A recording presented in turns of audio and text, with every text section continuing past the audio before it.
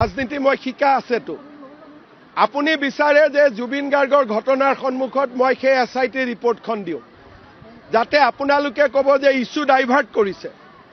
আপোনালোকে সাপ হৈও খুটে বেজ হৈও জুৰে গতিকে এতিয়া অসমৰ মানুহে ন্যায় বিচাৰি আছে এতিয়া গৌৰৱ গগৈক লৈ চিন্তা কৰা নাই 10 ডিচেম্বৰত জুবিনক ন্যায় প্ৰদান কৰি তাৰ পিছত আমি গৌৰৱ গগৈৰ ফালে যাম কাৰণ মোৰ চৰাইৰ চকুটো চাইহে মই আগবাঢ়ো মই ওচৰ চুবুৰীয়া নাচাওঁ আৰু যেনেকৈ দ্ৰোণাচাৰ্য অৰ্জুনক কৈছিল চকুটো চাই থাকিব লাগে মই চকুটো চাই আছো বৰ্তমান জুবিন গাৰ্গৰ ন্যায় তাৰ পৰৱৰ্তী গৌৰৱ গগৈৰ লগত যিটো কৰিব লাগে কৰিব লাগিব ৰাজনীতি মই শিকা আছেতো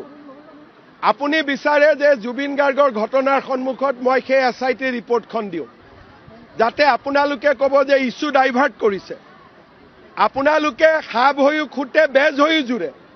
গতিকে এতিয়া অসমৰ মানুহে ন্যায় বিচাৰি আছে এতিয়া গৌৰৱ গগৈক লৈ চিন্তা কৰা নাই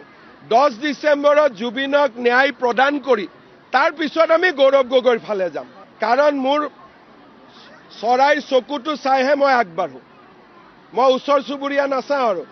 যেনেকৈ দ্ৰোণাচাৰ্য অৰ্জুনক কৈছিল চকুটো চাই থাকিব লাগে মই চকুটো চাই আছো বৰ্তমান জুবিন গাৰ্গৰ ন্যায় তাৰ পৰৱৰ্তী গৌৰৱ গগৈৰ লগত যিটো কৰিব লাগে কৰিব লাগিব ৰাজনীতি মই শিকা আছেতো আপুনি বিচাৰে যে জুবিন গাৰ্গৰ ঘটনাৰ সন্মুখত মই সেই এছআইটি ৰিপৰ্টখন দিওঁ যাতে আপোনালোকে ক'ব যে ইস্যু ডাইভাৰ্ট কৰিছে আপোনালোকে সাপ হৈও খুটে বেজ হৈও জুৰে গতিকে এতিয়া অসমৰ মানুহে ন্যায় বিচাৰি আছে এতিয়া গৌৰৱ গগৈক লৈ চিন্তা কৰা নাই 10 ডিচেম্বৰত জুবিনক ন্যায় প্ৰদান কৰি তাৰ পিছত আমি গৌৰৱ গগৈৰ ফালে যাম কাৰণ মোৰ